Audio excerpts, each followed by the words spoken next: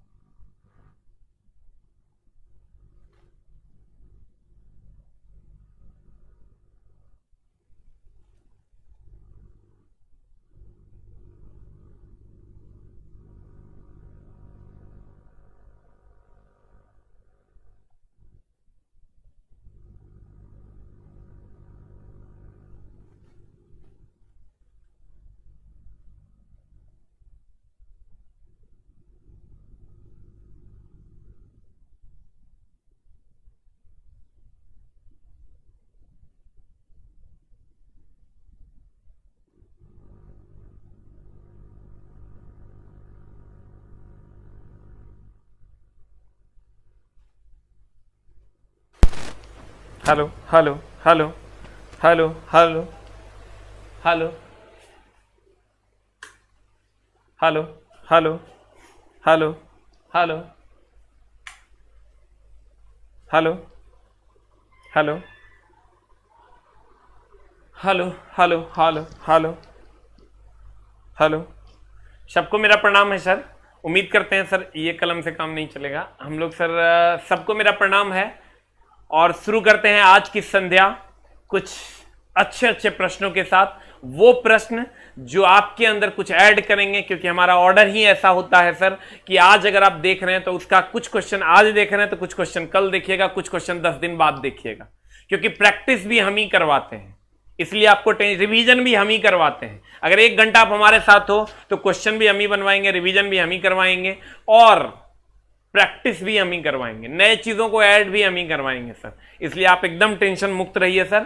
और आ जाइए पहले क्वेश्चन पर, टेस्ट नंबर 20 के पहला क्वेश्चन जो है सर ये बनवे नहीं करता है बच्चा से, एकदम बड़ा झोल है। आप कहिएगा मास्टर झोल की है, तो हम बताते हैं कुछ इस टाइप के जो प्रश्न होते हैं जो आपके स्क्रीन पर आपको दिख रहे होंगे। ये जो पहला प्रश्न आपके स्क्रीन पर है, ध्यान दीजिएगा, ये जो प्रश्न है इस टाइप का जो क्वेश्चन आपके सामने आता है तो आप इसको बने हुए नहीं करते हैं। कहते बाप रे बाप ये कथी कथी है, छोड़ दो एकरा। फिर अगर आप इस टाइप के प्रश्न पर आते हैं तो ये भी आपको दिखता है एकदम ऐसा ना भयानक दिखता है कि देख के डर लगे। इस टाइप के क्वेश्चन पर आते हैं, ये भी आपको दर्द देता है। सेम टाइप का क्वेश्चन अगला है, ये भी आपको दर्द देता है।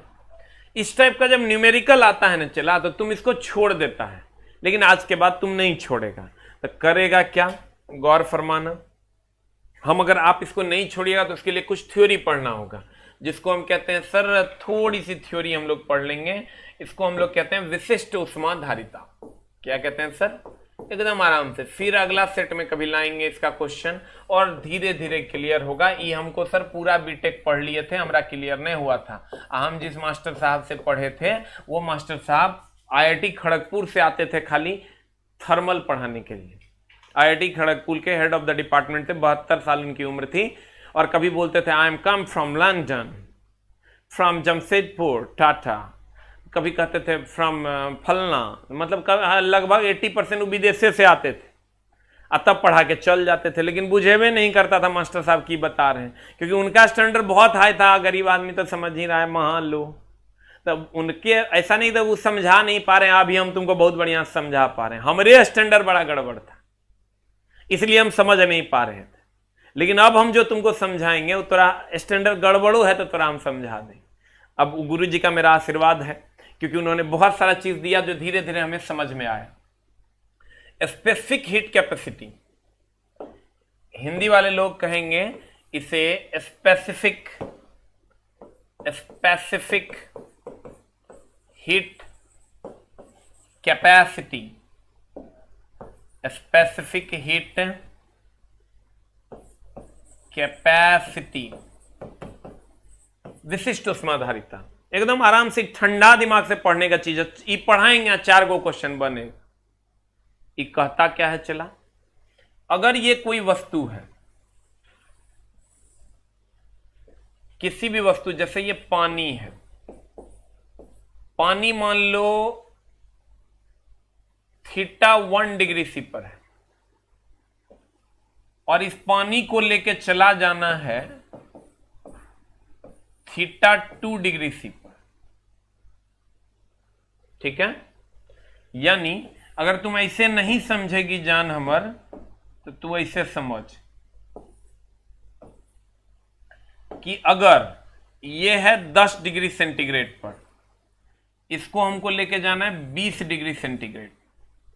तो चला, अगर इसको पानी को 10 डिग्री सेंटीग्रेड से 20 डिग्री सेंटीग्रेड लेके जाना है तो इसको हमको गर्मी देना होगा, इस तापमान को बढ़ाना है तो इसको उष्मा देना होगा। और उष्मा जो देते हैं उसका फॉर्मूला होता है, मान लो ये 10 डिग्री सेंटीग्रेड पर है, इसको 20 डिग्री सेंटीग्रेड पर करेंगे तो जो पानी को हम उष्मा दे रहे हैं उस उष्मा का फॉर्मूला होता है Q बराबर mf थीटा। और जो Q बराबर mf थीटा होता है वहां m का मान तुमको दिया हुआ रहेगा, s का मान दिया हुआ रहेगा, और थीटा क्या है उस पर भी हम चर्चा कर लेगी। गौर फरमाना, Q क्या है, एकदम आराम से, प्यार से, मोहब्बत से पढ़ना। हम बोले ना पूरा इंजीनियरिंग कर लिए, अब बुझाया नहीं हमरा, काहे कि हमारा स्टैंडर्ड इतना नहीं था। Q है दी गई उष्मा, हम तो बड़ा एकदम आराम से सिंपल लफ्जों में पढ़ाते हैं। Q है क्या सर, दी गई उष्मा। हम बार बार बोल रहे हैं, चला अगर मान लो ये पानी है और ये पानी तुम्हारा किसी न किसी कड़ाही में है, और इस कड़ाही में ये 10 डिग्री सेंटीग्रेड पर पानी है, और इसको हम गर्म करके इस कड़ाही में हम सर क्या करते हैं कि इसको हम लेके चले जाते हैं 20 डिग्री सेंटीग्रेड पर इस पानी को। अगर 10 डिग्री सेंटीग्रेड पर पानी है, इसको हम 20 डिग्री सेंटीग्रेड पर लेके चले जाएंगे तो इस पानी को दी गई उष्मा जो होगी वो ms थीटा होगी। m क्या है, दी गई उष्मा, s क्या है, चला s है विशिष्ट उष्माधारिता, विशिष्ट उष्माधारिता। और थीटा की अगर हम बात करें तो थीटा क्या है, चला तापांतर, यानी ताप में अंतर। थीटा क्या है, चला ताप में अंतर, जो ताप यानी 20 में से 10 गया 10। तापांतर की अगर हम बात करें तो ये 20 में से 10 गया 10। धीरे धीरे एकरा लिए हम 4 क्वेश्चन लेके आए कि आज तो हम क्लियर कर देंगे। ALP में लड़का खूब चिल्लाया, न्यूमेरिकल न्यूमेरिकल न्यूमेरिकल, बाप रे बाप, हिट से न्यूमेरिकल, हिट से न्यूमेरिकल। मां कसम, 10 में से 9 न्यूमेरिकल ये फॉर्मूला से है, पलट के देख लें। क्यू बराबर में थीटा हम सॉल्व करवाएं टोटल न्यूमेरिकल सिर्फ इस फॉर्मूला से। 40 को मैं 20 को न्यूमेरिकल इस फॉर्मूला से पूछ दिया, सिर्फ इस फॉर्मूला से 40 क्वेश्चन पूछना था होगा। 18 से 19 क्वेश्चन इस फॉर्मूला से पूछा, कहीं 11 गो, कहीं 9 गो, कहीं 8 गो, खाली कथी से क्यू बराबर में थीटा।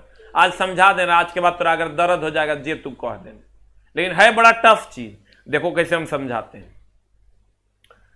अगर ई कढ़ाई में 10 डिग्री सेंटीग्रेड पर पानी है, इसको हमको 20 डिग्री सेंटीग्रेड पर ले जाना है, तो इसको गर्म करना होगा। तो गर्म करने के लिए हमको ऊष्मा देना होगा। ऊष्मा देंगे तो क्यू, इसका फॉर्मूला होता है एम एस थीटा। क्यू क्या है, तो दी गई ऊष्मा है। एम क्या है, एम द्रव्यमान है, सब जानता है। एस क्या है, विशिष्ट ऊष्माधारिता है। और थीटा तापांतर है, यानी ताप में अंतर, यानी अंतिम ताप माइनस प्रारंभिक ताप। अब चला, अब मामला ही है कि एस का मान तुमको क्वेश्चन में दिया हुआ रहेगा।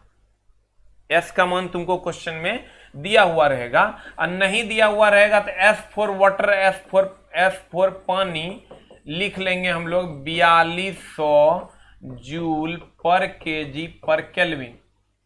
और एस फॉर बर्फ की अगर हम बात करें तो ये हो जाएगा 2100 जूल पर केजी पर केल्विन। क्वेश्चन में ये भी दिया हुआ रहता, तोरा टेंशन लेके जरूरत ना है, ठीक है। ये 4200 जूल पर केजी पर केल्विन, 2100 जूल पर केजी पर केल्विन। एक पहले लिखता आ देखी, तब चारों क्वेश्चन हम तरफ बनवाते हैं। धीरे धीरे तुम्हारा कॉन्फिडेंस लेवल बढ़ेगा, धीरे धीरे। जो लोग लेट से ज्वाइन करते हैं तो शुरू का 2-3-4 क्वेश्चन तो आपका ऐसे ही छूट जाएगा। आपके पास इतना फुर्सत नहीं है कि फ्री की क्लास भी आप आकर पढ़ें, जबकि हम सर एकदम हम टाइम से आते हैं, लेकिन आपको बहुत दिक्कत है, बहुत सारा काम न है, चला मामला गड़बड़ न हो जाएगा। लिख लिया। अब देखो हम तेरा क्वेश्चन कैसे चुटकी में बना देते हैं। खाली क्यू बराबर एम एस थीटा, क्यू दी गई उष्मा, एम द्रव्यमान है, एस विशिष्ट ऊष्माधारिता, थीटा तापांतर है, ताप नहीं है, ताप में अंतर है, यानी 20 - 10 बराबर 10 हो गया। अब चलो सवाल पर। सवाल कहता है, पहला सवाल एकदम देखो कितना स्मूथली हम बनाते हैं। हम क्या बोले तेरा 80% न्यूमेरिकल ये फॉर्मूला से है। 80 to 90% न्यूमेरिकल पलट के देख लेना, हिट के इसी फॉर्मूला से। क्या कहता है, कहता तांबे के बने हुए ऊष्मा मापी, तांबे के बने हुए ऊष्मा मापी, तांबे के बने हुए ऊष्मा मापी कैलोरीमीटर, जो तांबा का ऊष्मा नापता है, का द्रव्यमान ग्राम में ज्ञात कीजिए यदि इसके द्वारा 3.6 किलो जूल ऊष्मा अवशोषित होती है। यानी ये जो तांबा है, चला एकदम आराम से, प्यार से, मोहब्बत से, अगर हम ये तांबा की बात करें, देखो एक बार क्वेश्चन को तुम पढ़।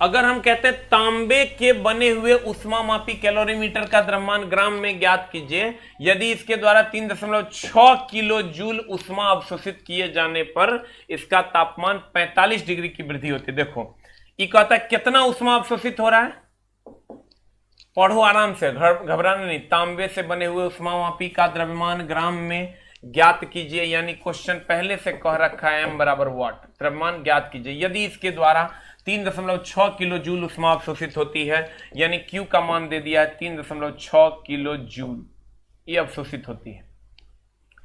अवशोषित किए जाने पर इसके तापमान 45 डिग्री की वृद्धि होती है, यानी तापमान में तापांतर 10 से 20 हो रहा था, तो हम 20 में से 10 घटा रहे थे, लेकिन ऑलरेडी तो वृद्धि कितना का था, मान लो 10 था और ये हो रहा था 30, तो वृद्धि निकाल रहे थे, तो हम कह रहे थे 30 - 10 बराबर 20। लेकिन ऑलरेडी ये वृद्धि हुआ, ऑलरेडी वृद्धि दे दिया है, तो यही तो तापांतर है, वृद्धि ही तो तापांतर है। यहां डायरेक्ट हो जाएगा थीटा का मान कितना, तो थीटा का मान हो जाएगा, चला थीटा का मान हो जाएगा 45 डिग्री की वृद्धि। तो तांबे की विशिष्ट उष्माधारिता इतना है, एस का मान तुमको दे दिया है, एस का मान कितना दिया है, देखो एस का मान दे दिया है तुमको 0.4 जूल पर केजी पर केल्विन। खाली यहां पर थीटा का क्यू का मान 3.6 किलो जूल है, इसको 3.6 गुना 10⁻³ जूल लिख दो। एकदम घबराना नहीं, 4 क्वेश्चन दिए, धीरे धीरे प्रैक्टिस हो जाएगा एकदम आराम से। अब चला क्या करो, अब हमारे पास क्या क्या है और क्या निकालना है वो देख लेना है। Q बराबर mf थीटा होता है, हमको निकालना है m, तो हम फॉर्मूला लगा देंगे। चला Q is equal to M S theta. Q का मान दिया हुआ है हमारा, देखो कितना दिया हुआ है 3.6 इंटू 10⁻³ m का मान निकालना है, s का मान है 0.4, यहां देखो 0.4 और थीटा तापमान में अंतर है वो है 45, तो एक गुना कर देंगे हम 45 से, और जब यहां से m निकाल लीजिएगा तो वो आ जाएगा 200 किलोग्राम इज द आंसर। एकदम आराम से धीरे धीरे समझ में आएगा। 4 गो क्वेश्चन इसलिए हम इसका दिए हैं।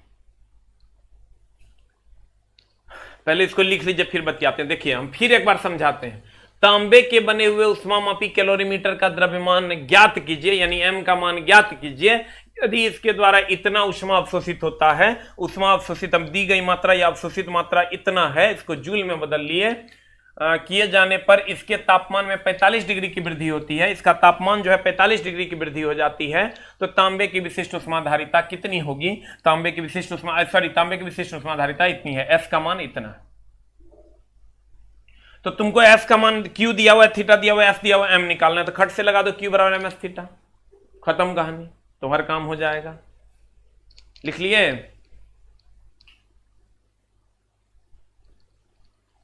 हो गया। अब हम अगले प्रश्न पे जब चलेंगे तो अगला प्रश्न देखिए आपका क्या कह रहा है, कहता है 2.5 केजी। तो चला एकदम आराम से, क्वेश्चन नहीं हो पढ़ेगा ना तो तुम्हारा काम हो जाएगा। 2.5 केजी दे दिया है, यहां कह रहा है 10 डिग्री सी की वृद्धि हो रही है, तो थीटा का मान दे दिया है 10 डिग्री सेंटीग्रेड, और यहां कह रहा है 500 जूल पर केजी पर केल्विन, एस का मान दे दिया है 500 जूल पर केजी पर केल्विन। अब क्या कह रहा है, चला विशिष्ट, कहता है स्टील की विशिष्ट उष्माधारिता इतनी है, तो क्वेश्चन मांग क्या रहा है, पढ़ो तो। कहता है 2.5 केजी द्रव्यमान वाले एक स्टील के बर्तन की उष्माधारिता ज्ञात कीजिए। तो हमको कह रहा है उष्माधारिता, तो उष्माधारिता के एक फॉर्मूला तुम याद रखो। क्या याद रखो, चला एक होता है उष्माधारिता, या यूं कहो कि जैसे तुम H बराबर एम एस थीटा याद रखते हो, जैसे तुमने ये याद रखा है कि Q बराबर होता है एम एस थीटा, S विशिष्ट उष्माधारिता है, वैसे ही एक और फॉर्मूला तुमको याद रखना पड़ेगा, H बराबर एम एस होता है, ये वहीं पर लिख लो, H बराबर एम एस। M और S तुम जानते हो, M द्रव्यमान है, S विशिष्ट उष्माधारिता है, H चला उष्माधारिता है, H क्या है, उष्माधारिता है। लिख लो कि H बराबर होता है एम एस, H बराबर उष्माधारिता है, H उष्माधारिता है, जल्दी से लिख। H क्या है, चला उष्माधारिता है, H क्या है, उष्माधारिता है। हो गया। अब आ जाओ यहां एकदम आराम से। हमने आपको अभी तक 2 फॉर्मूला पढ़ा दिया, Q बराबर एक होता है एम एस थीटा और एक होता है H is equal to M S. जो फॉर्मूला सूट करेगा वो लगा देंगे। Q दी गई उष्मा है, M द्रव्यमान है, यहां भी M द्रव्यमान है, S विशिष्ट उष्माधारिता है, यहां भी विशिष्ट उष्माधारिता है, थीटा तापमान है में अंतर है, H उष्माधारिता है, H उष्माधारिता, विशिष्ट उष्माधारिता और उष्माधारिता में डिफरेंस है। ये हो गया S जो है ये विशिष्ट उष्माधारिता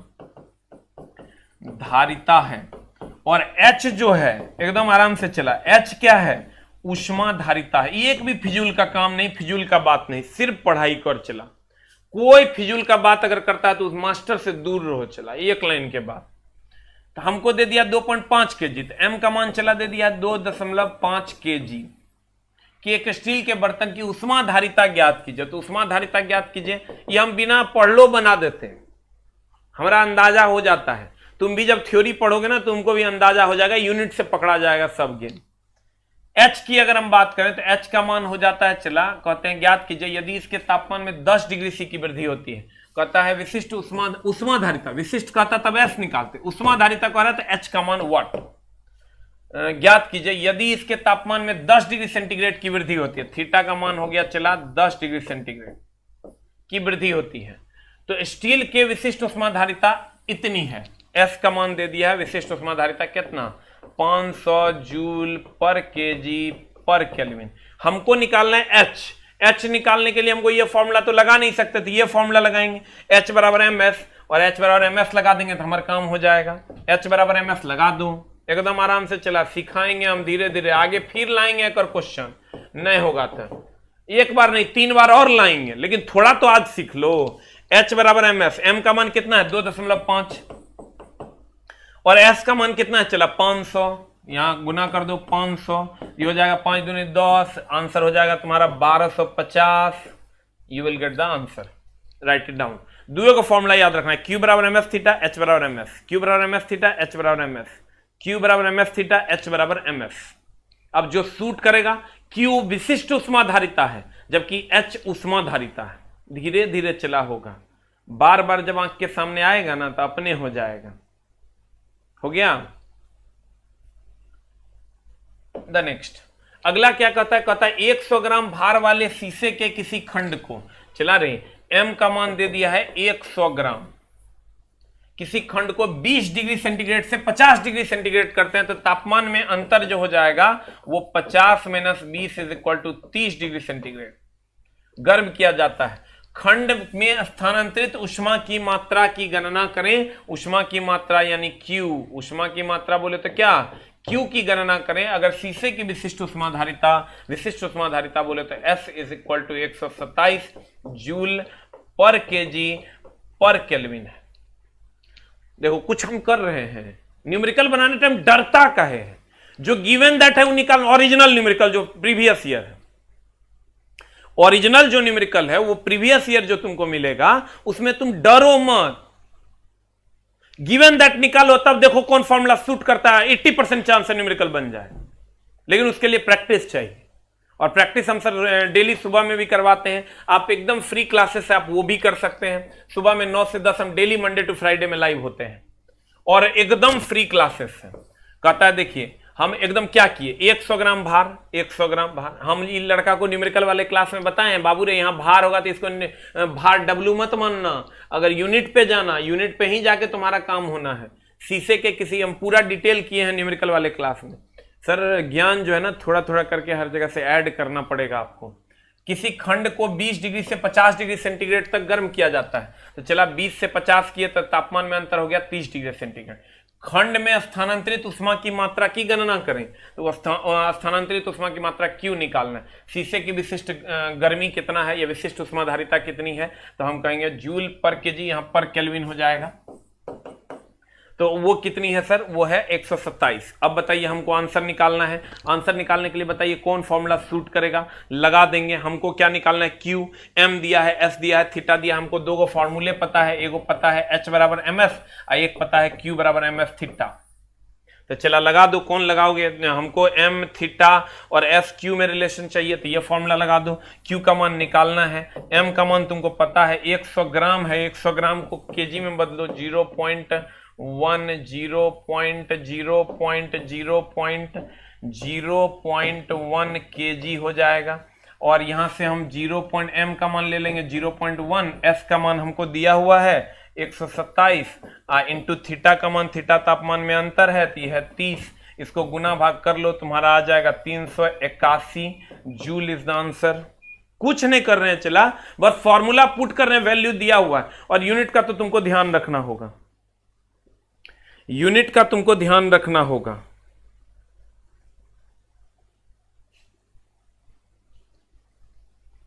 यूनिट का चला तुमको ध्यान रखना ही पड़ेगा, दूसरा कोई उपाय नहीं है। हो गया। द नेक्स्ट कहता है किसी 100 ग्राम लेना, चला M के मान है 100 ग्राम, 100 ग्राम बोले तो कथी 0.1 केजी खाद्य तेल की कितनी उष्मा स्थानांतरित की जाए कि इसका तापमान 20 डिग्री सेंटीग्रेड बढ़ जाए, यानी तापमान में वृद्धि हो गया 20 डिग्री सेंटीग्रेड। और S का मान दिया हुआ है 2.5 जूल पर केजी पर केल्विन।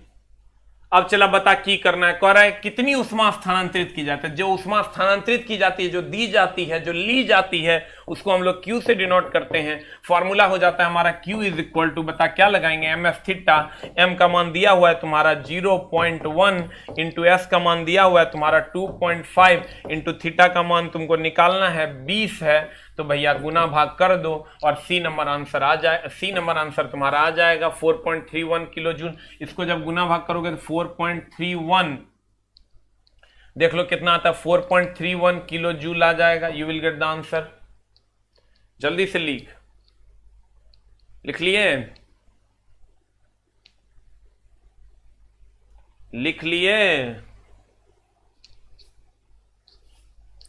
4.31। देखो इसको 4.31 किलो जूल, या इसको थोड़ा सा तुम अगर देखोगे तो ये 4.31 नहीं आएगा। एक बार गुना करके देखो तो, वेरी गुड, तुम लोग गुना किया होगा। इसको गुना करके देखो तो कितना आता है, ये आ जाएगा 4.31 जूल आ जाएगा।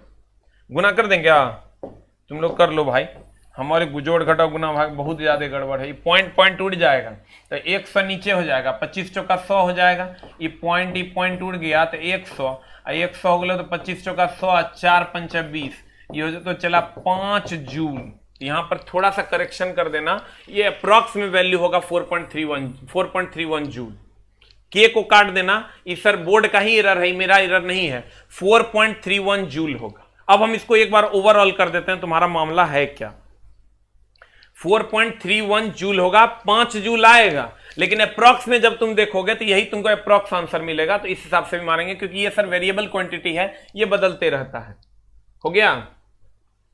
अब देखो हम ओवरऑल क्या कहना चाहते थे वो यहां हम कह देते हैं।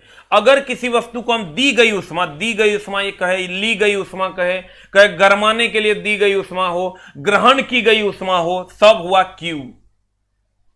और S क्या है, तो S चला विशिष्ट उष्माधारिता है, S विशिष्ट उष्माधारिता है, और H क्या है तो उष्माधारिता है।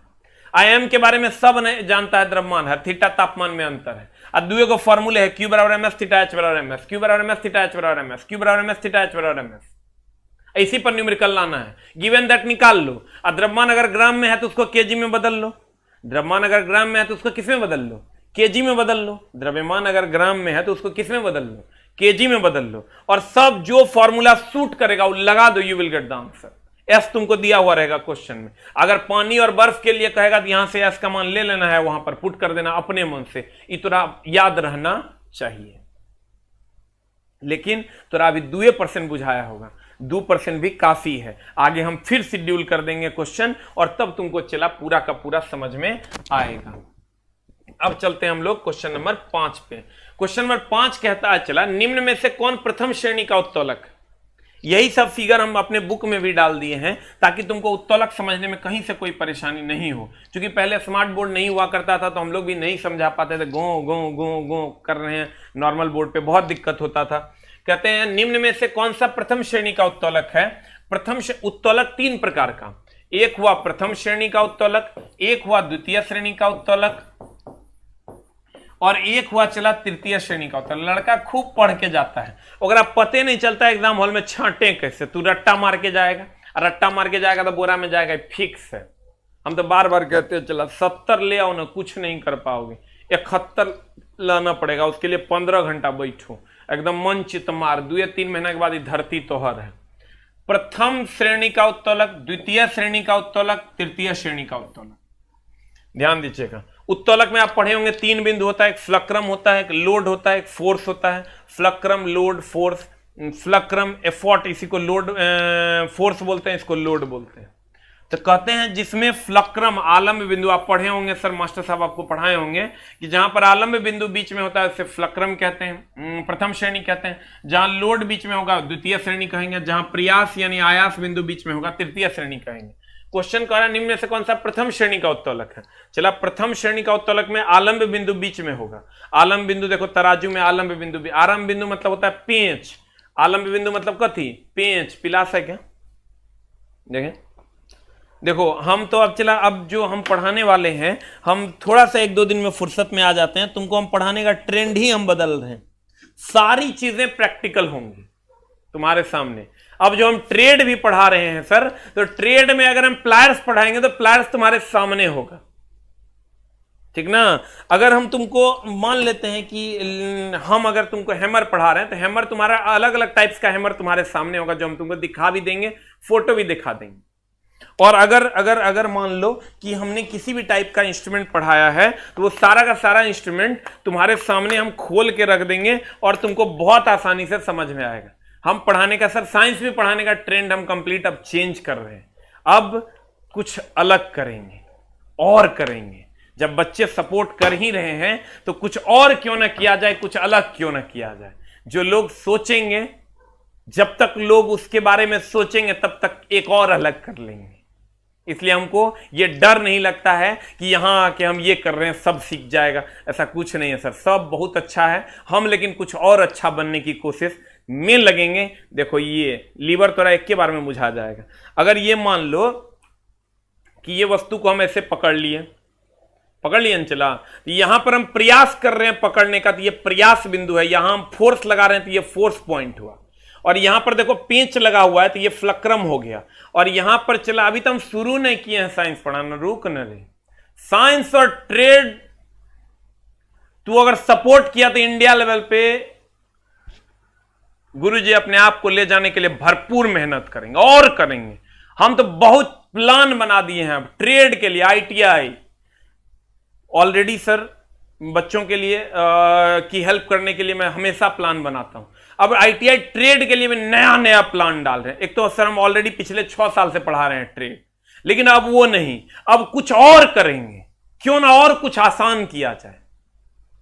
तो सर अगर वही पुरानी घड़ी डिटर्जेंट एक बार आजमाइए, आज तक कोई नहीं आजमाता है, तो सर पुरानी वाली बात नहीं, अब सब कुछ नया करेंगे। यहां एनिमेशन चलेगा, मेरे हाथ में मोटर चलेगा, अब वो जुगाड़ करेंगे। देखो ये केकरा ने समझ में आएगा, अनहरों को बुझाएगा कि यहां जहां वस्तु रहती है, जहां वस्तु को पकड़ा जाता है, उसको हम लोड कहते हैं। लोड मतलब वस्तु होता है। यहां पेंच लगल है, अब पेंच लगल है तो केकरा ने बुझाएगा, हे देखो पेंच, यहां पेंच लगल है, तो इसको हम फ्लक्रम आलंब बिंदु कहते हैं। और यहां पर चला हम प्रयास कर रहे हैं, ये प्रयास बिंदु है, इसको हम प्रयास बिंदु कहते हैं क्योंकि यहां से प्रयास करते हैं। जहां पर वस्तु होती है वहां लोड पॉइंट, यहां पर पेंच है, इसको फ्लक्रम आलंब बिंदु। और यहां पर चला तुरा प्रयास या आयास बिंदु, ये प्रयास या आयास बिंदु, फ्लक्रम, लोड पॉइंट। तो अब चला उस हिसाब से हम तुमको पढ़ाने जा रहे हैं। अब कहता है हम तो बहुत कुछ, बस हमको बुक मेरा 1-2 दिन में सर, चूंकि बुक में हम कोशिश करेंगे best of the best material जाए, सारा फिगर डालें ताकि तुमको पढ़ने में सुविधा हो। और जब वो बुक आ जाएगी उसके बाद हम कंप्लीट साइंस पे 10 गुना तेजी से मेहनत करेंगे। अब देखो कहते हैं अगर फ्लक्रम यहां है तो फ्लक्रम बीच में होगा प्रथम श्रेणी का उत्तलक, लोड पॉइंट यानी वस्तु बीच में रहेगा द्वितीय श्रेणी का उत्तलक, अब प्रयास बिंदु बीच में रहेगा तृतीय श्रेणी का उत्तलक। हम तो ये पूरा पढ़ा देते हैं, एक वर्ड के जुगाड़ दे देंगे तो हर काम हो जाएगा। ये तोरा यादें नहीं रहता कौन बीच में रहेगा तो किस श्रेणी का उत्तलक, ठीक है। तो हम इसको अपने जुगाड़ में अगर कहें, कहता है प्रथम श्रेणी का उत्तलक उसको कहते हैं जो फ्लक्रम है। अब तुरा पते नहीं चलेगा बीच में कौन रहेगा तो किस श्रेणी का उत्तलक, मास्टर बात पढ़ा देता है। हम कहते हैं चला रे तुम्हें एगो वर्ड याद करके रखना है, FLE FLE FLE FLE FLE FLE FLE FLE FLE FLE FLE FLE FLE FLE FLE।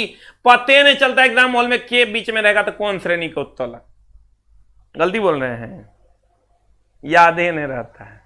तब तोरा की याद रखना है, ई मत याद रखो कि आलंब बिंदु बीच में रहेगा तो प्रथम श्रेणी का उत्तलक, भार बिंदु बीच में रहेगा तो द्वितीय श्रेणी का उत्तलक, अप्रयास बिंदु बीच में रहेगा तो तृतीय श्रेणी का उत्तलक। पगला गले, ये सब ना याद रखना है। तोरा की याद रखना है, FLE FLE FLE FLE FLE ते बड़का बड़का लाइन याद रखबे तो जेबे बोरा में FLE FLE FLE FLE FLE। F रहेगा बीच में प्रथम श्रेणी का उत्तलक यानी आलंब बिंदु बीच में रहेगा, आलंब बिंदु यानी जहां पर पेंच लगा होता है ये। L बिंदु बीच में रहेगा द्वितीय श्रेणी का उत्तलक जहां पर वस्तु रहता है, और E प्रयास बिंदु बीच में रहेगा तृतीय श्रेणी का उत्तलक। तो F देखो बीच में है प्रथम श्रेणी का उत्तलक, L बिंदु बीच में है द्वितीय श्रेणी का उत्तलक, E बिंदु बीच में है तृतीय श्रेणी का उत्तलक। FLE FLE FLE FLE FLE FLE ये चला जब पढ़ा देंगे ना एक बार में क्वेश्चन बनता है। आ 2 गो लाइन याद रखबे, पूरा लिवर के पेज के फाड़ के फेंक दो, क्वेश्चन नहीं बनेगा। कहते हैं चला निम्न में से कौन प्रथम श्रेणी का उत्तोलक है? तो प्रथम श्रेणी का उत्तोलक मतलब एफ एल ई, हम ऐसे बनाते हैं एफ एल ई, यानी एफ यानी आलम्ब बीच में रहेगा। तो चला तराजू देखो तो बीच में आलम्ब है कि नहीं है, तो आंसर हो जाएगा तराजू। अब बाद बाकी तुम कहेगा मास्टर और सबके एग्जाम्पल बताओ, तुम्हारे सामने है। ये फ्लक्रम बीच में है, ये चला प्रथम श्रेणी का उत्तोलक है। अब प्रथम श्रेणी का उत्तोलक है, फ्लक्रम बीच में, देखो यहाँ सरौता है, बीच में देखो एफ है, बाद बाकी कोई कहीं रहे हमको फर्क नहीं पड़ता है। तराजू देखो बीच में एफ है, पिलास देखो बीच में एफ है, सब फिगर बुक में डाल दिए। और ये देखो यहाँ पर ये बीच में एफ है, पेंच लगा हुआ है। यहाँ देखो ये फ्लक्रम बीच में है, यहाँ पर एफॉर्ट है, यहाँ पर लोड पॉइंट इधर है, ये लोड पॉइंट है। यहाँ साइकिल का ब्रेक है, यहाँ देखो बीच में फ्लक्रम है। तो कहीं ना कहीं सर अगर एफ बीच में रहेगा तो प्रथम श्रेणी का उत्तोलक है। खाली क्वेश्चन में ध्यान रखना क्या, जैसे तोरा कोनो एग्जाम्पल पूछेगा ना, कहना अच्छा तो बीच में के है, एफ एल ई हमरा लग है, मतलब हमारे पास है, शुद्ध हिंदी बोलते हैं। कहेंगे तोरा में के है बीच में, तो कहेगा एल, तो कहेंगे एफ एल ई, एल बीच में रहेगा, द्वितीय श्रेणी को उत्तोलक, मारा आंसर, बुझले। अब अगर हम द्वितीय श्रेणी के उत्तोलक में चला तो देखो load F L E, L बीच में रहेगा, देखो यहाँ वस्तु बीच में रहेगा, एल मतलब लोड, लोड बोले तो एक लाइन के बात है वस्तु, तो चला वस्तु बीच में रहेगा, ये द्वितीय श्रेणी का। देखो लोड यहाँ बीच में है, यहाँ पर देखो ये खैनी काटने वाला मशीन है, यहाँ पर खैनी बीच में रहता है। और अगर हम तृतीय श्रेणी के उत्तोलक की बात करें तो गौर से देखो यहाँ एफॉर्ट बीच में रहेगा, देखो एफॉर्ट यानी चिमटा में बीच में एफॉर्ट होता है। इस सब चला अभी जो हम पढ़ाने वाले हैं सब एग्जाम्पल चिमटा रहेगा, चिमटा तो सामने हम करके दिखा देंगे कि देखो रे बाबू ये ऐसे है, जुगाड़े हम बदल रहे हैं, रुकना। इसमें भी तुम देखोगे यहाँ पर ये प्रयास कर रहा है, यहाँ से ये लोड दे रहा है, यहाँ पर ये फ्लक्रम है, जानता है कि नहीं? जो लोग बिहार से नहीं होंगे उन लोग नहीं मतलब मेरा वर्ड पकड़ पा रहे होंगे इसको कहते हैं हॉल। ये होता है सर हरीस, अब तक भूल भी रहे हैं बहुत दिन से, इसको हरीस कहते हैं, इसको लगना कहते हैं। यहाँ जब पालो जानता है पालो, ये जब बैल के कंधा पर तक पालो, यहां से यहां तक हरीस, ये लगना, ये जो कल्टी फार, ये फारता है, इससे ये प्रयास करता है, एफर्ट पॉइंट, ये लोड देता है, दबाता है, और यहाँ फ्लक्रम होता है। तो भैया ई बीच में है ना, तो तृतीय श्रेणी का उत्तोलक। तोरा की याद रखना है, एफ एल ई, एफ एल ई, एफ एल ई, एफ एल ई चला, एफ एल ई चला, एफ एल ई चला, एफ एल ई, एफ एल ई, एफ एल ई। अब देखो अगला क्वेश्चन तोरा से अपने बन जाएगा, अगला क्वेश्चन नहीं, ये 6 नंबर नहीं, 6 नंबर अलग टाइप का, ये देखो तरह से बन जाएगा चिमटा। जैसे चिमटा कहेगा तो हम जानते हैं फर्स्ट क्लास लीवर में एफ बीच में रहेगा, दूसरा में एल बीच में रहेगा, तीसरा में ई बीच में रहेगा। क्या बीच में रहेगा? ई बीच में रहेगा, और ई बीच में रहेगा यानी एफॉर्ट पॉइंट बीच में रहेगा। तो देखो चिमटा में एफॉर्ट पॉइंट बीच में है, तो कहता है चिमटा किस श्रेणी का है? तो एफ एल ई बीच में है, इसका मतलब तृतीय श्रेणी का उत्तोलक होगा। आंसर बोलेंगे चला, आंसर होगा। चिमटा में खाली पूछेंगे तोरा में के बीच में है, तो कहेगा अच्छा चिमटा ऐसे ऐसे बीच में फॉर्ट है, तो एफ एल ई तृतीय, मार आंसर। एक दो बार और ले आएंगे तो एग्जाम हॉल में खटाक से मार देते हैं हमारे चला। तो ननिया ई क्वेश्चन कैसे बनेगा? एकरा में न चला पी बटा डब्ल्यू और डब्ल्यू बटा पी में बड़ा झोल करता है बच्चा। कितने दर्द तोहर मिटाएंगे, तोरा बहुत ही दर्द है, बहुत, सब मिटा देंगे धीरे धीरे, टेंशन नहीं लेना। चला खाली पढ़ने से नहीं होता है, चला रिवीजन करने से भी होता है, रिवीजन तो हम करवा देंगे, टेंशन लेने का जरूरत नहीं है। अब कहते हैं चला यदि भार W है और प्रयास P है तो यांत्रिक लाभ क्या होगा? देखो ये लोड पॉइंट है, लोड पॉइंट इसको हम भार बिंदु कहते हैं। कौन बिंदु कहते हैं? चला भार बिंदु कहते हैं। एफॉर्ट पॉइंट है, एफॉर्ट पॉइंट इसको हम प्रयास, हिंदी में प्रयास या आयास बिंदु कहते हैं। और ये फ्लक्रम है, इसको हम चला आलंब बिंदु कहते हैं। कौन बिंदु कहते हैं? आलंब बिंदु कहते हैं। तो कहता है अब फॉर्मूला की होता है, इसको रेजिस्टेंस आर्म कह दीजिए, इसको हम कहते हैं, बढ़िया समझना, लोड पॉइंट को हम L से डिनोट करते हैं, आलंब बिंदु को F से डिनोट करते हैं, फ्लक्रम को, और एफॉर्ट पॉइंट को E से डिनोट करते हैं। और ई जो भुजा है एकरा में झोल है, तेरा पते नहीं चलता कि P बटा W मारे कि W बटा P मारे। यहां से यहां तक की जो लंबाई है इसको चला हम कहते हैं ये भार भुजा, भार भुजा, और यहां से यहां तक की जो लंबाई है इसको हम कहते हैं प्रयास भुजा। जल्दी से लिख लेना, प्रयास भुजा। अब फॉर्मूला देखो हमारे गलती होगा, प्रयास भुजा बोले तो कथी एफ, और यहां ई है तो इसको हम एफ ई कहते हैं, और यहां भार भुजा तो एफ, और यहां एल है तो इसको हम एफ एल कहते हैं। चला यांत्रिक लाभ बराबर फॉर्मूला की होता है, देखो यांत्रिक लाभ बराबर फॉर्मूला हो जाएगा तुम्हारा F E by F L.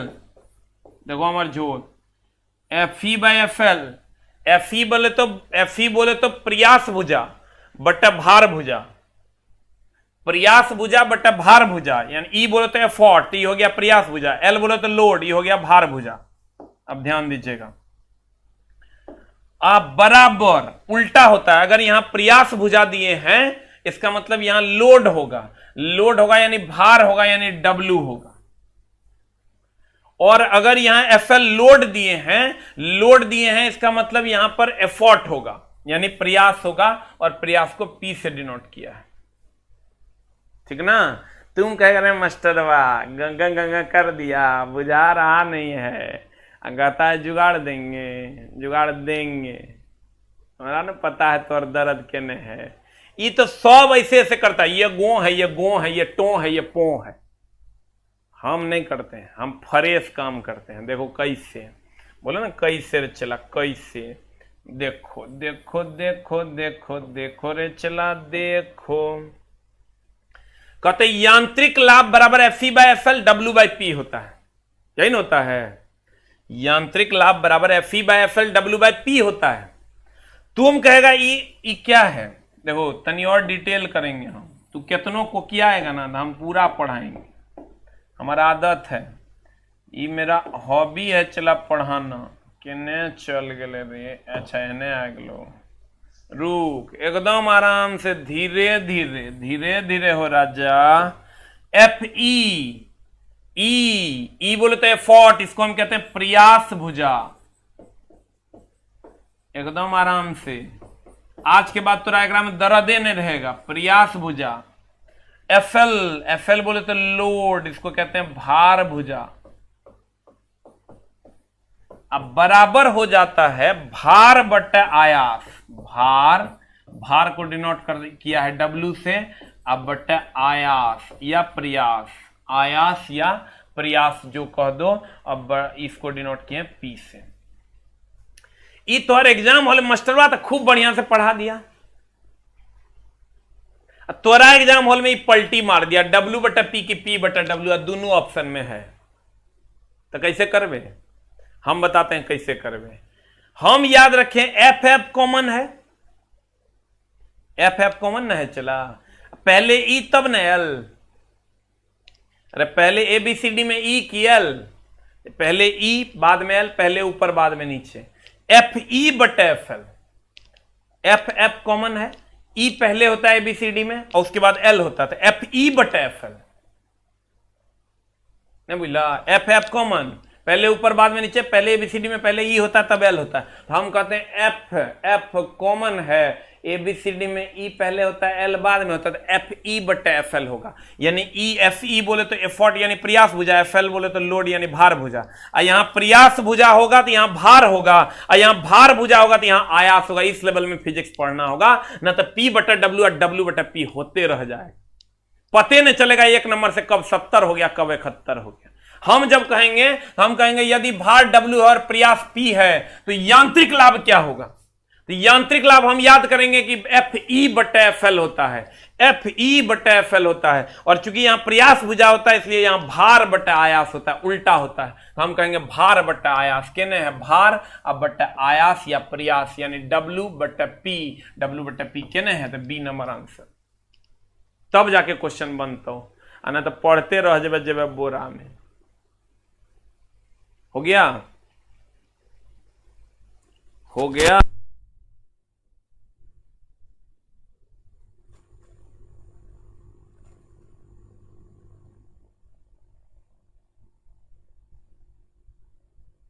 जिनको सर नहीं दिख रहा है हम आगे से ध्यान रखेंगे। यांत्रिक लाभ बराबर Fe लिख लो प्रयास भुजा बटा भार भुजा, और यहां लिख लो भार बटा आयास, भार बटा आयास, तो हर काम हो जाएगा। अब चलते हैं चला अगले प्रश्न की ओर। लिख लिया, लिख लिया, जल्दी लिख।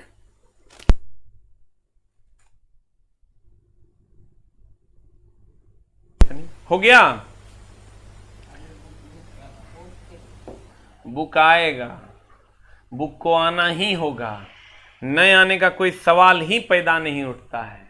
हम वैसे पहला चैप्टर का, तब तक तुम ये काम करो, जब बुक के आशा में है पहला चैप्टर का पीडीएफ डाल दिया हम अपने टेलीग्राम पे, फिजिक्स का भी डाल दिए, यूनिट एंड डायमेंशन, केमिस्ट्री भी डाल दिए हैं तुम्हारा, छोटी छोटी मगर मोटी बातें। अब बायोलॉजी आ जाएगा 2-4 दिन में, वो पहला चैप्टर डाल देंगे, तो वहां से पढ़ना शुरू करते समझ लो तुम बुक पढ़ना शुरू कर दिया है, ठीक ना।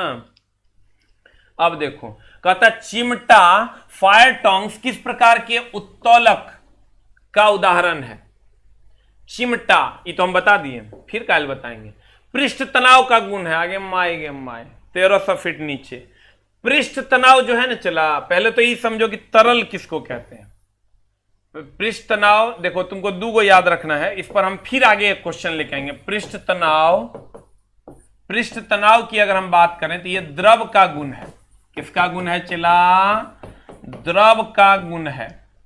और अगर हम श्यानता की बात करें, श्यानता जिसको तुम विस्कोसिटी कहती है, ये द्रव और गैस का गुण है। लेकिन एकरा में और एक जगह तू फंसेगा, हम आगे लाएंगे क्वेश्चन तो बात करेंगे। गैस का गुण है, जल्दी से लिख, इससे तुम्हारा भी काम चल जाएगा। ये लेवल 1 का क्वेश्चन हुआ, लेवल 2 में हम लोग चलेंगे। पृष्ठ तनाव द्रव का गुण है, लेकिन अगर वही श्यानता की बात करेगा ये द्रव और गैस का गुण है। लेकिन फिर तरल में जाएगा, लेवल 2 वाला क्वेश्चन हम लाएंगे तो बात करेंगे। कहता है पृष्ठ तनाव गुण है, किसका गुण है भैया? पृष्ठ तनाव द्रव का गुण है, आंसर मार देंगे द्रव का गुण है। अगर कह देता बताओ श्यानता किसका गुण है, तो कहते द्रव और गैस का गुण है। हो गया, जल्दी से लिख लीजिए। पृष्ठ तनाव द्रव का गुण है, और श्यानता अगर हम बात करें तो द्रव और गैस दोनों का गुण है। द नेक्स्ट वन इज, अगला, समान द्रव्यमान संख्या लेकिन विभिन्न परमाणु क्रमांक वाले परमाणुओं को देख लो। समान द्रव्यमान संख्या, एकरो है 40, एकरो है 40, एकरो है 40। जब ये समान द्रव्यमान कर दिया, इसका मतलब हो गया आइसोबार, जिसको इंग्लिश में कहते हैं, हिंदी में कहते हैं समभारिक।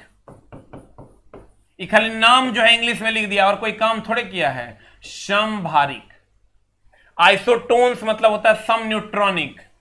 आइसोटोन की अगर बात करोगे तो ये होता है चला सम न्यूट्रॉनिक। और अगर हम आइसोटॉप्स की बात करें तो समस्थानिक। इसी को कभी कभी क्या करता है ना, यह है इंग्लिश वर्ड लेकिन इसको हिंदी में करता है। न्यूक्लियन तो जानता ही होगा, neutron plus proton, neutron plus proton nucleon होता है। जल्दी से लिख लो। कहते हैं आइसोटॉप समस्थानिक, आइसोटोन सम न्यूट्रॉनिक, आइसोबार समभारिक, और न्यूक्लियन की बात करें तो न्यूट्रॉन प्लस प्रोटॉन। तो यहां कर रहा है परमाणु क्रमांक समान द्रव्यमान, समान द्रव्यमान हो जाएगा चला, तो क्या हो जाएगा समभारिक। सम मतलब होता है बराबर, बराबर हो भार जिसका, उससे केमिस्ट्री में द्रव्यमान और भार एक की बात है। ये सब छोटा छोटा बात है, जो जानेगा तभी कॉन्सेप्ट क्लियर होगा। अगर समान हो भार जिसका समभारिक, परमाणु संख्या समान होगा समस्थानिक, न्यूट्रॉन की संख्या समान होगा सम न्यूट्रॉनिक, इलेक्ट्रॉन की संख्या समान होगा सम इलेक्ट्रॉनिक। लेकिन एगो बात से तोरा पते नहीं चलता, आइसोडाइफर वो पूछ देते तो मामला गड़बड़ हो जाता। आइसोडाइफर पूछ देगा, ओकरा से क्लियर ही नहीं होता कौन समान होगा। आते हैं चला वो क्वेश्चन पर। अगला क्वेश्चन कहता है क्लोरीन गैस, क्लोरीन के 2 समस्थानिक का मिश्रण है। बहुत अच्छी बात है। जो क्लोरीन गैस है इसमें सर Cl2 होता है। ये 2 गो समस्थानिक है का मिश्रण है, जिनका अनुपात 3:1 होता है। ये एकदम नया टाइप का क्वेश्चन बोर्ड ने पूछा। ये दोनों समस्थानिक निम्न में से कौन से हैं? ये दोनों समस्थानिक निम्न में से कौन से हैं? तो 2 गो समस्थानिक था चला, कौन कौन? तो हम कहते हैं 35 और 37। क्लोरीन के चाहे 3:1 देता कि 5:6 देता कि 72:76 देता, आंसर होता 35 और 37 ही। क्योंकि सर यही 2 गो विद्यमान है, 28, 34 इस टाइप का कुछ नहीं है। क्लोरीन के मात्र 2 ही समस्थानिक हैं, एक 35 और एक 37। समस्थानिक इसलिए कहते हैं क्योंकि सर Cl का एटॉमिक नंबर 17 होता है, एटॉमिक वेट 35, और एक Cl ले लिए एटॉमिक नंबर 17, और एटॉमिक वेट इसका हो जाता है 37। तो चूंकि परमाणु संख्या समान है 17 है, इसलिए हम कहते हैं ये दोनों समस्थानिक है। तो आंसर हो गया तुम्हारा क्या, ए फॉर एप्पल, क्योंकि 35 से 37 पाया ही जाता है, बाकी पाया नहीं जाता है। तो ये थोड़ा सा ध्यान रखना है कि क्लोरीन 35 और 37 होता है। कितना कितना होता है, चला 35 और 37, बाद बाकी नहीं होता है। तो इसलिए इस क्वेश्चन पे बहुत ज्यादा ये नहीं क्रिएट करना है। अब कहते हैं आइसोडाइफर परमाणु होते हैं। हम बोले ना आइसोबार, आइसोटोन्स, आइसोमर्स, ये सब थोड़ा सा आसान है, लेकिन जब आइसोडाइफर की बात क्वेश्चन कर देता है तो लेवल बहुत ज्यादा उठ जाता है क्वेश्चन का, लेकिन कुछ नहीं है। आइसोडाइफर कहते हैं अगर न्यूट्रॉन माइनस प्रोटॉन का समान होगा तब उसे आइसोडाइफर कहते हैं। तो आइसोडाइफर का एक डेफिनेशन लिखना, आइसोडाइफर लिख के चला डैश तो लिखना आइसोडाइफर।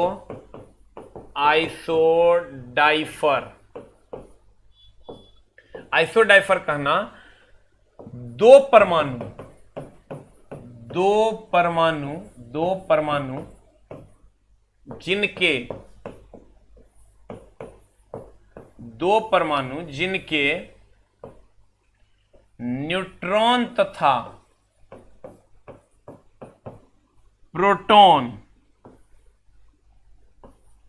न्यूट्रॉन तथा प्रोटॉन के अंतर समान हो। कहता है आइसोडाइफर दो परमाणु जिनके न्यूट्रॉन तथा प्रोटॉन के अंतर समान हो, उन्हें हम आइसोडाइफर कहते हैं। जैसे फॉर एग्जांपल हम इसी का एग्जांपल ले लेते हैं। एक है तुम्हारा जो नेक्स्ट क्वेश्चन का एग्जांपल है वो है तुम्हारा थोरियम 234 यूरेनियम 238। तो एक ले लेते हैं हम सर थोरियम 234 यूरेनियम 238, एकदम आराम से चलाना तो मामला गड़बड़ हो जाएगा। अगर थोरियम 234 लेते हैं हम तो थोरियम का होता है 90, यूरेनियम का एटॉमिक नंबर होता है 92। तो चला इसका न्यूट्रॉन निकालो, तो पहले तो प्रोटॉन निकालो। तो प्रोटॉन निकालोगे तो ये हो जाता है 90, जो यहां रहता है वही प्रोटॉन होता है। यहां प्रोटॉन निकालोगे हो जाएगा 92, जो यहां रहता है वही प्रोटॉन। न्यूट्रॉन निकालोगे 234 अब माइनस 90, ये हो जाएगा चला कितने 4 के 4 13 में से 9 गलो 4 के 4 देखना हमारी गलती होता है। 13 में से 9 गलो चला तो कितने 234 ना है, तो 234 हो गलो तो 13 में से 9 गलो चला 13 में से 9 गलो तो 4 1 देखिए तो 144 होगा, ये 4 हो जाएगा। 13 में से 9 गया 4 144। यहां न्यूट्रॉन में से प्रोटॉन निकालो, न्यूट्रॉन की संख्या निकालिए यहां एकदम आराम से। यहां न्यूट्रॉन निकालोगे तो क्या होगा 238 में से 92, तुम लोग निकालने जानता होगा, कुछ नहीं करना, परमाणु द्रव्यमान से परमाणु संख्या घटा देना है। इसका वैल्यू बताओ कितना हो जाएगा। इसका जब वैल्यू निकालोगे तो ये हो जाएगा 8 में से 2 गलो 6 13 में से 9 गलो 4 146। ध्यान देना एकदम आराम से, हम फिर समझा देंगे। ये हो जाएगा तुम्हारा 144। ध्यान देना 4 13 में से 9 गया 4। अब हमको इसमें निकालना न्यूट्रॉन और प्रोटॉन का अंतर। तो न्यूट्रॉन और प्रोटॉन का जब अंतर निकालेंगे तो ये हो जाएगा n-p 144 माइनस 90। 144 माइनस 90 कितना हो जाएगा 4 के 4 ये हो जाए तो चला 14 में से 9 गलो 5। यहां भी जब तुम न्यूट्रॉन माइनस प्रोटॉन का अंतर निकालोगे तो ये हो जाएगा 146 minus 92 is equal to 54 is the answer. ध्यान देना, हमको कहता है आइसोडाइफर किसको कहते हैं। देखो कितना मेहनत कर रहे हैं चला इसको पढ़ाने के लिए हम, क्योंकि नया है तुम्हारे लिए। दो परमाणु, ऐसा नहीं हम कहते हैं कि बात वहां एडमिशन लेगा तब पढ़ेंगे, वो एडमिशन से हमरा ऐसे भी चला कुछ नहीं बचना है, क्योंकि वो तुम बहुत ज्यादा तुमको लग रहा है सर पैसा ले लिया। तुम भी सोच सकता है चला 99% की होता है, जिसमें 52% स्ट्रीमिंग कॉस्ट है, 20% 18% जीएसटी है, 2% पेमेंट गेटवे है, तब बच गेलो 70 और 70 के बाद बचलो 30% में धुरीना है और हम है। तो तुम अपने हिसाब से सोच लो, थोड़ा समझ में आ जाएगा। 12 से 13 रुपया। लेकिन तोरा के समझा सकता, तोरा कोई बात पे केकरो विश्वास होता है? तोरा लगता है हे कोई बात नहीं चला, हम तो जब बच्चा को फी बोले हैं उसमें एडमिशन लिए हैं, और जिनके जरूरत थी चला बहुत सारे बच्चों की, इसीलिए हम ये बैच अनाउंस किए थे। अब इसको तुम जिस तरीके से ले लो तुम्हारी मर्जी है। तुमको लगता है फी बहुत ज्यादा है, जितना गाली दे सकता है दे दो। कहता है दो परमाणु जिनके n और p का अंतर समान होते, इसका n और p का अंतर निकाल लिए। प्रोटॉन यहां जो होता है वही प्रोटॉन होता है, न्यूट्रॉन इसमें से इसको घटाते हैं, घटा दिए। प्रोटॉन जो यहां होता है वही होता है, न्यूट्रॉन इसमें से इसको घटा देते हैं तो हमारा वैल्यू निकल जाता है। तो सर अब हम देखते हैं कि दोनों न्यूट्रॉन में से प्रोटॉन का जो अंतर है वो समान है, इसका मतलब ये और ये जो है ये आइसोडाइफर है। जल्दी से लिख लो, तो जल्दी से लिख, राइट इट डाउन। पढ़ना इतना आसान नहीं है, चला मन चित मार के पढ़ना पड़ता है, नहीं तो बोरा में जाने के अलावा तब मन चित तब मारेगा मालिक जब कहेगा हे रे इधर आओ, बैठ छोटा, काम नहीं किया, तब उस टाइम पता चलेगा काश पढ़ लिए होते बिना कुछ किए, बड़ा मजा आता। लेकिन चला उस टाइम नहीं पछताना है, आज कर देना है हमको। हो गया, हो गया। अब चलो तो क्वेश्चन में चला, यही आंसर ऑप्शन में भी दिया है अगला में। दो क्वेश्चन हमारा हो गया। कहता है निम्न में से आइसोडाइफर का उदाहरण। आइसोडाइफर, पहले तो क्वेश्चन देख लो। आइसोडाइफर परमाणु में न्यूट्रॉन माइनस प्रोटॉन समान होते हैं, एगो दिया है n/p सेम होता है, n+p सेम होता है, p/n सेम होता है।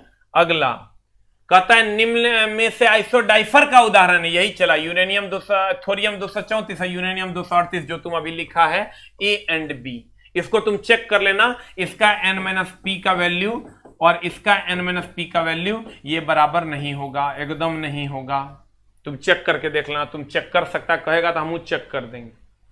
कर लेगा ना? नहीं करेगा, नहीं करेगा तो हम कर देंगे, हम करेंगे। तो जितना कुछ कह दो, प्रोटॉन एक हो गलो 6 और न्यूट्रॉन हो गलो चला 12 में से 6 गलो 6, यहाँ प्रोटॉन हो गलो 6 और न्यूट्रॉन हो गलो चला कितने 14 में से 6 गलो 8। यहाँ n-p निकालोगे तो ये हो जाएगा 6 - 6 = 0, और यहाँ n-p निकालोगे ये हो जाएगा 8 - 6 = 8 - 6 = 2। तो देखो तो दोनों n-p का अनुपात बराबर है क्या? एकदम नहीं है, नहीं है, इसका मतलब ये आइसोडाइफर नहीं है, उसमें 54 आ रहा था। अगला कहता है हाइड्रोकार्बन जिनमें आणविक सूत्र समान होता है लेकिन संरचना सूत्र अलग अलग होता है, चला उसे हम क्या कहते हैं? समस्थानिक कहते हैं, विकृत अल्कोहल कहते हैं, समावयवी कहते हैं, आइसोबार कहते हैं। आइसोबार अभी तुरंत हम पढ़ाए थे, चला की कहते हैं इसको? संभारिक, जकर भार समान होता है, तुम भी जानती है। समस्थानिक, समस्थानिक चला इसको हम परमाणु संख्या समान होता है। इसमें विकृत अल्कोहल को हम CH3OH कहते हैं, इसको विकृत अल्कोहल कहते हैं। लिख लो सी नंबर ऑप्शन दे। लिखता कैसे है तुम? जैसे हम लिखे ना कुछ तो C number option, 13 number question देगा, सी नंबर ऑप्शन देके लिख लेगा विकृत अल्कोहल CH3OH, वैसे ही लिख लेगा आइसोबार संभारिक। और चलाई क्या होता है देखो, हाइड्रोकार्बन जिनके आणविक सूत्र समान है। देखो ये जो हमें स्ट्रक्चर लिखे हैं, ध्यान देना, ये जो चला हमें स्ट्रक्चर लिखे हैं C4H10 का है, ब्यूटेन का, C4H10 ब्यूटेन का है, C4H10 ब्यूटेन का। देखो अलग अलग संरचना है, अणुसूत्र C4H10 है दोनों का, ब्यूटेन और आइसोब्यूटेन का, लेकिन संरचना अलग अलग है। इसकी संरचना देखो ऐसी है, इसकी संरचना इससे जाके ऐसी भी है। तो संरचना चूंकि अलग अलग है इसीलिए इसको हम समावयवी कहते हैं। क्या कहते हैं? चला वैसा जिसके अणुसूत्र समान, दोनों के लिए C4H10 है और संरचना अलग अलग होगा, उसे हम कहेंगे चला समावयवी। You will get the answer. लिखल है पूरा डिफिनेशन है वही है। चला अगला क्वेश्चन नंबर है चला 14। क्या कहता है? इथानोइक एसिड्स का सामान्य नाम। चला आपके सामने है, खूब पूछता है, इसलिए पूछता है, इसी से ना विनेगर बनता है रे, एसिटिक एसिड, और एसिटिक एसिड से ही चला विनेगर का निर्माण होता है। क्वेश्चन पूछता है विनेगर में क्या होता है, तो कहेंगे एसिटिक एसिड। तो कहेंगे इथानोइक एसिड का सामान्य नाम एसिटिक एसिड या विनेगर, इसी से विनेगर में एसिटिक एसिड होता है, इसलिए इसका फॉर्मूला ध्यान में रखना जरूर, CH3COOH लिख लो। क्या लिखोगे तुम? इथानोइक एसिड का सामान्य नाम एसिटिक एसिड है, जो विनेगर में प्राप्त, जो विनेगर में पाया जाता है और जिसका सूत्र ये है। लिख लो जल्दी से, हम लिखाते हैं। इथानोइक एसिड का सामान्य नाम एसिटिक एसिड है, खूब पूछता है। इथानोइक एसिड का सामान्य नाम एसिटिक एसिड है, जो विनेगर में पाया जाता है, जो विनेगर में पाया जाता है, जो विनेगर में पाया जाता है, जिसका सामान्य सूत्र CH3COOH है, जो जिसका सामान्य सूत्र CH3COOH है, जिसका सामान्य सूत्र CH3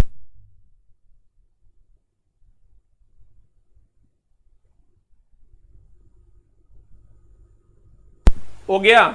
अब अगले क्वेश्चन में चलते हैं। ये चला कल हम तोरा पढ़ाए थे, याद है? हम बोलते हैं क्रमबद्ध ज्ञान को विज्ञान कहते हैं, हम अपने ऑर्डर में सेट किए हुए हैं क्वेश्चन, तो तेरा नहीं विश्वास होता है, इसलिए डेली आओ भी टाइम पे आना पड़ेगा, नहीं आएगा जाएगा बोरा में, ठीक ना? इसलिए टाइम पे आओ, देखो डेली। कल हम तेरा अभिक्रिया के यही वाला फिगर डाले थे, याद होगा तुमको कि जब ए और बी से अभिक्रिया करता है तो ए बी बनाता है, इसको हम संयोजन अभिक्रिया करते हैं, याद है? एक बार और देखो, आज फिर क्लियर करते हैं इसको हम, खाली क्वेश्चन अलग है, संयोजन अभिक्रिया सेम टाइप का लिखे थे। अगर चला ए बी जो है, ए बी टूट जाता है ए और बी में, इसको डिकम्पोजिशन कहते हैं, इसको हम वियोजन या अपघटन अभिक्रिया करते हैं। और यहां एक जो है, यहां बी हट जाता है और यहां सी जुट जाता है, तो इसको हम एकल विस्थापन कहते हैं। और अगर अगर अगर यहां दो गो हटता है, बी यहां से हटता है, डी यहां से हटता है, तो इसके लिए इसको हम द्विविस्थापन कहते हैं। कल हम पढ़ाए थे, तुमको याद होगा, कल की ही क्लास में हमने पढ़ाया था। मेरा क्लास अगर आपको करना है तो रेगुलर ही करना होगा, क्योंकि मेरा सेटिंग ही वैसा है। कहते हैं निम्नलिखित में से कौन द्विविस्थापन अभिक्रिया नहीं है, ध्यान देना। कहता है निम्नलिखित में से कौन द्विविस्थापन अभिक्रिया नहीं है। तो द्विविस्थापन मतलब जकरा में दूगो विस्थापित नहीं होता हो। तो तुम गौर से देखो, यहां से SO4 हटा, यहां S आकर जुट गया इसका, और यहां से हाइड्रोजन से S हटा, SO4 आकर जुट गया, तो दूगो विस्थापित हुआ कि नहीं हुआ? यहां आ जाओ, Mg3N2 है, यहां से N2 हटा, OH आकर जुट गया, लेकिन यहां H2O नहीं हटके यहां सीधा NH3 बन गया, तो इसमें तो विस्थापन का कोई बातें नहीं है, तो ये आंसर हो जाएगा। दूसरा देखो BaCl2, दूसरा तीसरा चौथा देखो और क्लियर होगा। BaCl2 का Cl हटा, यहां पर SO4 जुट गया, और यहां पर से SO4 हटा, यहां पर Cl जुट गया, तो द्विविस्थापन हुआ। यहां भी देखो NaOH HCl है, यहां से OH हटा, OH हट के Cl जुट गया, और HCl से Cl हटा, यहां आके OH जुटा और H2O का निर्माण कर दिया, इसलिए आंसर हो जाएगा B फॉर बॉल, क्योंकि इसमें तो अलग कंपाउंडे बना दिया है NH3, जो कि नहीं था। कह रहा है कौन नहीं होगा, तो सर कल हम लिखाए थे और आज भी उम्मीद करते हैं आपको समझ में आ रहा होगा। अब आते हैं चला अगले क्वेश्चन में। अगला क्वेश्चन देखो क्या कहता है, दी गई अभिक्रिया डैश का एक उदाहरण है। तुम खुद देखो, BaCl2 है, Na2SO4, सेम क्वेश्चन है। तो चला यहां से Cl2 हटा है, SO4 जुटा है, और SO4 हटा है, Cl जुटा है, तो दो को विस्थापित हुआ है, तो हम कहेंगे ये दोहरी विस्थापन अभिक्रिया है। यहां लेकिन एक ऑप्शन विस्थापन अभिक्रिया भी है। अगर दोहरी नहीं होता तब ये सेकंड ऑप्शन होता, क्योंकि विस्थापन अभिक्रिया दो प्रकार की, एकल और द्वि। तो डायरेक्ट अगर दोहरी है तो ये मारेंगे, ये नहीं रहेगा तब विस्थापन अभिक्रिया मार देंगे। बेटा है, डायरेक्ट में ऑप्शन अवेलेबल है तो ये मार देंगे, ये नहीं रहेगा तब ये मार देंगे। अगला सवाल ये तो सर आप बना सकते हैं, निम्न में से किसी कृमि के कारण फील पांव रोग, फील पांव मतलब चला हाथी के जैसा पैर हो जाता है, ये केकरा में होता है? चला फाइलेरिया में, खूब बना देगा तुम बहुत आसानी से। हाथी जैसा पैर, फील पांव रोग इसको कहते हैं, फाइलेरियसिस कहते हैं, और इसमें सर हाथी जैसा मोटा पैर हो जाता है, तो कहते हैं इसको फाइलेरिया कृमि के द्वारा होता है। अगला कहता है पौधे की पत्तियों में मौजूद रंध्रों, जैसे रंध्र कह दिया चला, रंध्र में वाष्पीकरण होता है, कुछ नहीं सोचना है उसके बाद। रंध्र मतलब छोटा छोटा छिद्र होता है जिसमें वाष्पीकरण की क्रिया होती है। रंध्र पकड़ो और वाष्पीकरण पकड़ो, बाद बाकी कुछ देखने की जरूरत नहीं। कहते हैं पौधे की पत्तियों में मौजूद रंध्रों के माध्यम से होने वाली जल की हानि को क्या कहा जाता है? वाष्पीकरण। प्रस्वेदन कुछ खास नहीं है। निश्वासन मतलब सांस का छोड़ना। कहता है कवक कोशिका भित्ति कड़ी जटिल शर्करा से बनी होती है, जिसे क्या कहते हैं सर? ये जो कवक है सर, इसका ये जटिलता होता है और जो कठोरता होता है ये काइटिन का होता है, इसलिए इसका आंसर हो जाएगा काइटिन। और लिग्निन पैक्टिन कुछ खास नहीं। सेलुलोज ये पूछता है सर, जितना भी लकड़ी ले लो, लकड़ी, पेपर, घास, इस सब में चला सेलुलोज पाया जाता है। लकड़ी, पेपर, घास सब में क्या पाया जाता है? सेलुलोज पाया जाता है। लिख लिया? लिख लो, खूब पूछता है, लकड़ी, पेपर, घास सब में क्या पाया जाता है? सेलुलोज। यही सेलुलोज सर खाता है शाकाहारी, इसी को पचाने के लिए उसकी जो छोटी आंत होती है वो बहुत लंबी होती है। यही सेलुलोज खाता है शाकाहारी। जो कहेगा तुमको शाकाहारी की छोटी आंत लंबी क्यों होती है, तो कहेंगे सेलुलोज के पाचन के लिए। किसके पाचन के लिए? सेलुलोज के पाचन के लिए। अब आ जाइए सर नेक्स्ट में। लीमर क्या है? ये सर एक नया वर्ड है जो क्वेश्चन पूछता है। ये कुछ नहीं है सर, एक जानवर है। लीमर जो है एक जानवर है। देखो एक के दिया, मानव शरीर की एक हड्डी है, फीमर हड्डी है, लीमर हड्डी नहीं है। फीमर तुम लोग भी पढ़ा होगा, जांग की में पाया जाता है, पढ़ा है कि नहीं? लीमर हड्डी नहीं है। लीमर लड़का देखा है, लीमर न फीमर न तीमर, मारा लीमर, मारा हड्डी है, खट से मार देता है भाई। चला लीमर है, लीमर, फीमर नहीं है। मानव शरीर की एक हड्डी है, गलत है, फीमर रहता तो हो जाता। कैंसर के विकास का एक प्रकार है, एक साधारण मशीन है, नहीं चला। ये एक जानवर है, मेडागास्कर में पाया जाने वाला एक जानवर। मेडागास्कर सर कोई जगह होगा, ज्योग्राफी वाला मास्टर साहब से पूछना। एक जानवर है मेडागास्कर जो चला, ये द्वीप है। मेडागास्कर की अगर बात करोगे तो द्वीप है, होगा कहीं पे। ये सब बायोलॉजी वाला मास्टर साहब पढ़ाएंगे। आ जाते हैं, एक बार हम लोग शॉर्ट रिवीजन कर लेते हैं सर। कवक की कोशिका भित्ति जो कड़ी होती है, पेक्टिन की होती है, और शाकाहारी की छोटियां बड़ी होती है सेलुलोज को पचाने के लिए। यहां जैसे रंध्र कह दिया, चला वाष्पोत्सर्जन हो जाएगा। अगला ये तो सब फील पाँव कह देगा, चला फाइलेरियोसिस हो जाएगा। उसके बाद ये हम बोले थे ये यहां दो दो हट रहा है, इसलिए द्विविस्थापन हो जाएगा। अगर द्विविस्थापन नहीं होता तो विस्थापन अभिक्रिया आंसर हो जाता। अगला इसमें करा कौन नहीं है, तो तुम देखो यहां से विस्थापित होकर नहीं बन रहा है, डायरेक्ट एक एक्स्ट्रा प्रोडक्ट बन रहा है, विस्थापन अभिक्रिया नहीं। सब प्रीवियस ईयर में मिल जाएगा। सामान्य नाम क्या है इसका? इथेनोइक एसिड का कहेंगे। एसिटिक एसिड है, कहां पाया जाता है? विनेगर में। फॉर्मूला की होता है CH3COH। अगला आणविक सूत्र समान होगा लेकिन संरचना अलग अलग होगा, इसको सर हम कहेंगे समावयवी। अगला आइसोडाइफर। आइसोडाइफर क्या होता है? N-P का मान जो है समान होगा। ये दोनों में कहा N-P हम निकाल दिए हैं, समान है। आइसोडाइफर किसको कहते हैं? N-P सेम हो जाएगा। अगला कहता है गैस क्लोरीन के समस्थानिक का मिश्रण है, 3:1 में होता है। दुएगो क्लोरीन का समस्थानिक है, 35 है, 37। अगला द्रव्यमान संख्या अलग अलग लेकिन परमाणु क्रमांक, द्रव्यमान संख्या समान, समान द्रव्यमान संख्या जैसे कह दिया, चला आइसोबार्स हो जाएगा, संभारी। अगला पृष्ठतनाव गुण है द्रव का, श्यानता गुण है द्रव और गैस दोनों का। फिर लीवर हम थोड़ा पढ़ाएं, FLE पर सारा बन जाएगा। FLE याद रखो, और Fe/FLE याद रखो, तुम्हारा काम भाई मेरे हो जाएगा। उसके बाद यहां तक हम FLE से ही तुम्हारा तीनों काम हो जाएगा। और ये चारों क्वेश्चन हम तुमको बताए हैं, दो ही फॉर्मूला से बनेगा, एक Q = ms थीटा और एक बनेगा H = ms से। एक बनेगा Q = ms थीटा और एक बनेगा H = ms से। Q = ms थीटा, एक बनेगा H = ms से। सब कुछ 3 को दिया हुआ रहता है, चौथा निकाल देना रहता। कार्य ठीक बनू? पूरा फ्लो में 1 घंटा पढ़ता होगा, दिमाग गर्मा जाता होगा ना रे, गर्माएगा। चला हमारे क्लास से जब लड़का निकलता था ना, तो बाहर आता था तो हवा लेता था, बाप रे बाप।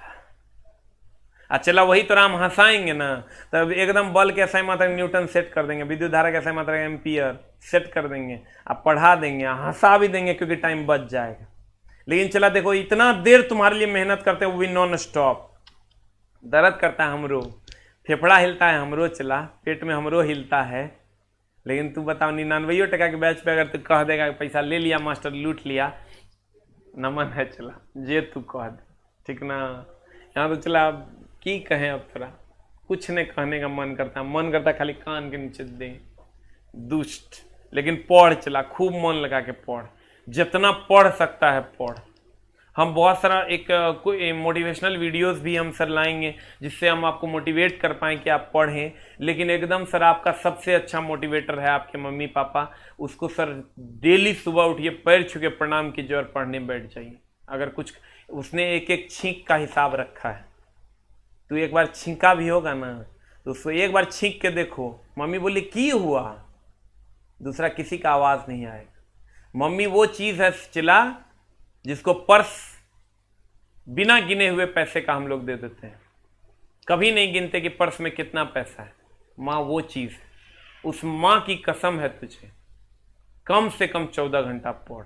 बहुत सारा टेंशन है लाइफ में, कभी ये मन होगा, कभी वो मन होगा, कभी ये हो जाएगा, कभी ये बुला लेगा, कभी वो बुला लेगा। सबको इग्नोर कर, ना बोलना शुरू कर दे। कोई कुछ कहे ना बोलना, ना ना ना ना ना, अपने जिंदगी में डाल लो, सब कुछ ठीक हो जाएगा। यही 3-4 महीना का गेम है, चला तेरी जिंदगी जन्नत बन जाएगी। नमस्कार, थैंक यू वेरी मच। मिलते हैं हम लोग कल तो मेरा क्लास है नहीं। जो भी लोग ऐप पे एडमिशन लिए हुए हैं, शनिवार रविवार कल और परसों क्लास नहीं है, उसका मंडे से हम रेगुलर करेंगे, क्योंकि बहुत सारे बच्चे ऐसे हैं जिनका सर हम लोग फ्री में एडमिशन लिए हैं, तो उसका डेटा हमको भेजना पड़ेगा। बहुत सारे बच्चे का तो कॉल भी मेरे तक नहीं पहुंच पाया, तो इसमें भी आप गरिया भी दीजिए कि नहीं लिए फ्री में एडमिशन, झूठे कॉल हैं, तो और कोई भरोसा नहीं, तो की कहेगा। हम जानते हैं कि हमने क्या किया है। जितने भी विकलांग बच्चों का सर आया है, हो सकता है एक आध दो कहीं रह गया हो तो नहीं गया हो, तो ओकरो हमें फोन का इंतजार करेंगे, आ जाएगा तो हम उसको एक्टिवेट करेंगे। और दूसरा, जो भी बच्चे बहुत ज़्यादा नीडी हैं, जितना हम कर पाए हैं, चूंकि चला 52 रुपया स्ट्रीमिंग कॉस्ट है, अगर एक बार देखते हो, अगर 50 घंटा में होता है, अब 50 घंटा में होगा नहीं, तो तुम सोच के देखो 20% जीएसटी 70 टका वही हो गया। एक कोर्स एक्टिवेट करने में 70 टका लगेगा, तो सर हम कितना का कर पाएंगे, आप सोच के देखिए। और फिर कोर्स में हमको सर 12 से 13 रुपया बचेगा, तो सर मेरा खर्चो चलाना मुश्किल है। लेकिन अब आज तक इंडिया में चला इतना सस्ता कोर्स कोई नहीं दिया था। अब कौन क्या दिया, हो सकता है कुछ इससे भी कम दिए होंगे सर, इसके लिए हम सतत नमन है। लेकिन हमको लगता है कि हम मिनिमम से मिनिमम फी में आप तक पहुंचने की कोशिश की है, ठीक ना। 300 पेज अप्रॉक्स होगा चला खाली फिजिक्स, और 99 टका, तो जोड़ लो, हमरा तो नहीं जोड़ती आता है, ठीक ना।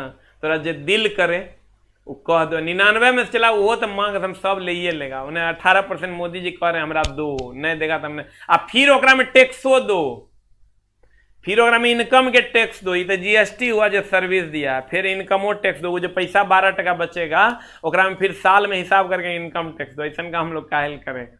हम तो जब बैच दे दिए तो हमको ये सब चीज समझ में आया, तो हमको लगा कि बाप रे बाप। लेकिन चला एक के बार वीडियो देखना है ऐप पे, कोशिश करना। वैसे हम अनलिमिटेड कर दिए हैं, लेकिन देखना एक के बार स्ट्रीमिंग का बहुत ज़्यादा कॉस्ट है, इतना तो हमको संभाल दो, ठीक ना। 1 रुपया 20 पैसा पर मिनट आता है चला, तो उसको थोड़ा सा संभाल दो। हम कोशिश करेंगे चला कि बेड़ा पार लगा दे तुम्हारा। नमस्कार, प्रणाम, टाटा, बाय बाय। तेरा मम्मी के कसम है, खूब पढ़। Thank you very much.